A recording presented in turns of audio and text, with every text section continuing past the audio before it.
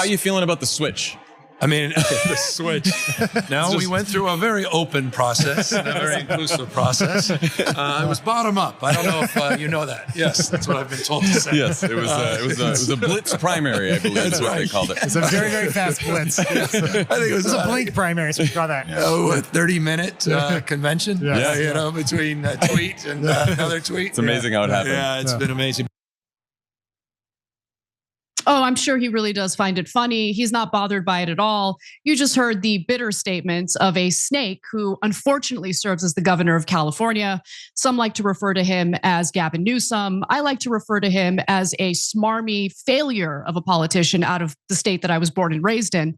Nonetheless, Gavin Newsom was fighting hard to be the guy who stepped in to replace Joe Biden if he dropped out of the race, of course. And now some are noticing, look, he's not really doing the type of campaigning for Kamala Harris that he was doing for Joe Biden. What's going on here? Now, of course, we all know what's going on. Newsom was engaging in that campaigning not for Joe Biden's sake, but in order to increase his name recognition in case he found himself in a situation where he'd be tapped to replace Joe Biden after he drops out. Now, Newsom went from campaigning hard for Biden to barely campaigning at all on behalf of Kamala Harris, so much so that Democratic operatives are now questioning whether his role as a national surrogate for Harris is really something they can lean on. They're questioning if it's even a thing. And so Politico has a great piece about this. They write that the chatter around Newsom was amplified by his subdued showing at the convention, meaning the Democratic National Convention.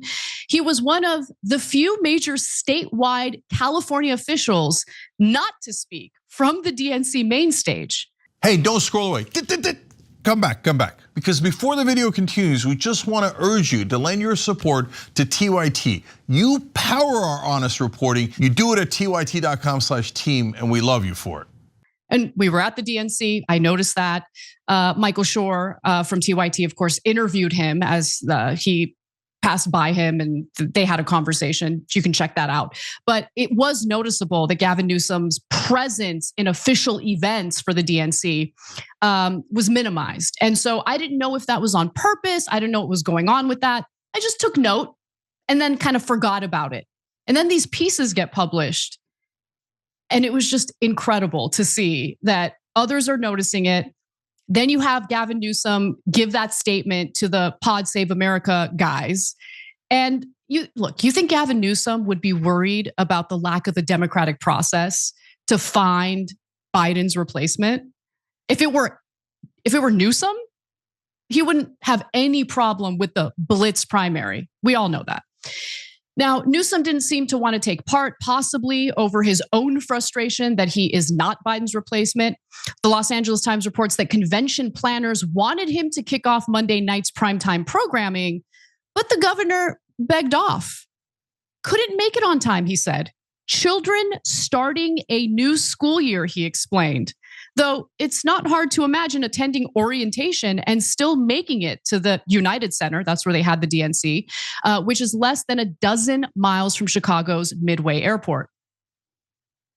Is anyone really going to buy that Gavin Newsom really turned down a primetime speaking role at the DNC because children in California were going back to school? Come on. Now, one Democratic strategist basically said that, Kamala really doesn't need that smarmy SOB the way Biden did. And I love this comment. This is Paul Mitchell. He's a Sacramento-based Democratic consultant. And he says that Newsom was a uniquely good surrogate for Biden. Kamala doesn't need the energy delivery as much right now. That's gotta sting. It's got to sting just a little bit. Politico also notes that other top Harris surrogates include Governors Josh Shapiro of Pennsylvania and Andy Beshear of Kentucky, who, unlike Newsom, were both part of the Veep stakes. He wasn't even considered. He wasn't even considered. Okay, let me pause. Some of you who aren't familiar with my previous stories on Gavin Newsom are probably wondering, geez, what does Anna have against Gavin Newsom? Well, I live in California, so I've seen his lack of leadership. I've seen how awful he has been as a governor. But putting that aside, there's a very specific story that I'd like you to turn to after you watch the show, of course. I did a lengthy, in-depth piece about how Gavin Newsom totally screwed over Californians who lost everything to the largest wildfire in this state that wasn't caused by climate change, okay? Climate change exacerbated it. But what caused that wildfire in California in 2018 was PG&E, one of the utility companies here in this state. They couldn't be bothered to replace a $10 hook that was 100 years old. That hook held the electrical wires up.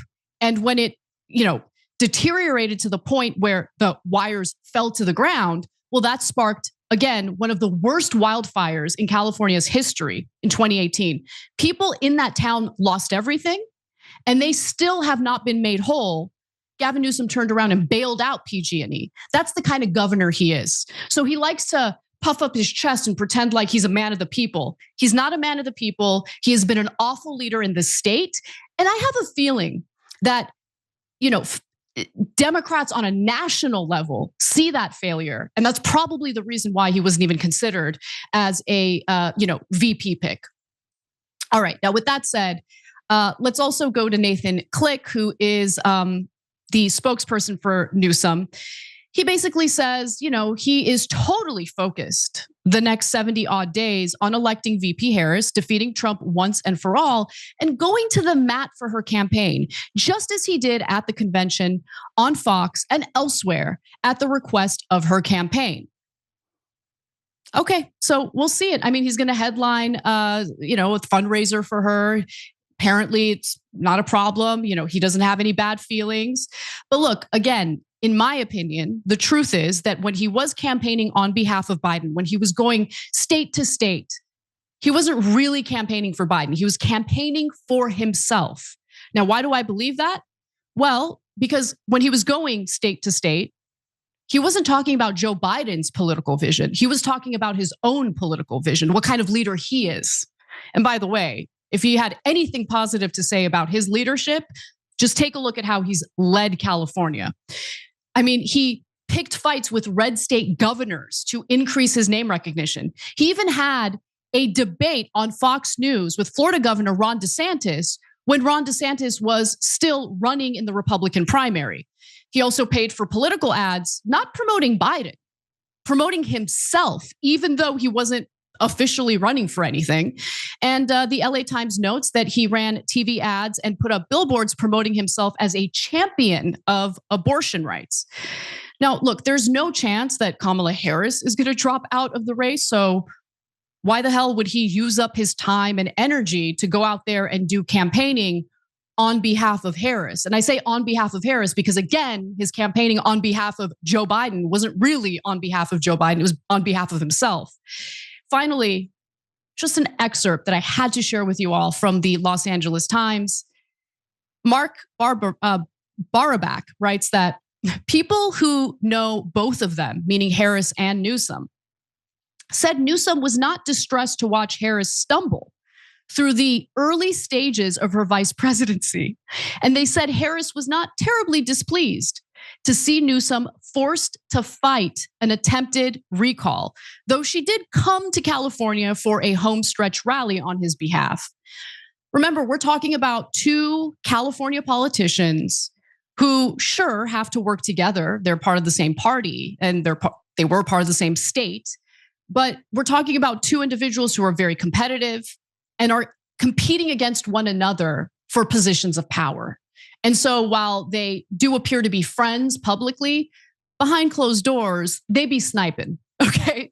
So I think that the smaller role that he has played in the campaigning for the presidential ticket is really indicative of what motivated him when he previously did the campaigning for Joe Biden. It wasn't for Joe Biden. It was all about Gavin Newsom. And if you look at his so-called leadership in California, everything he has done hasn't been about the people of California. It's always been about Gavin Newsom. Hey, thanks for watching that video. We really appreciate it, guys. And we appreciate it if you become members because that allows us to be independent, honest, progressive, all the things that you don't get from corporate media. And all of that is because of you guys. Hit the join button below and become one of us. Become a young Turk.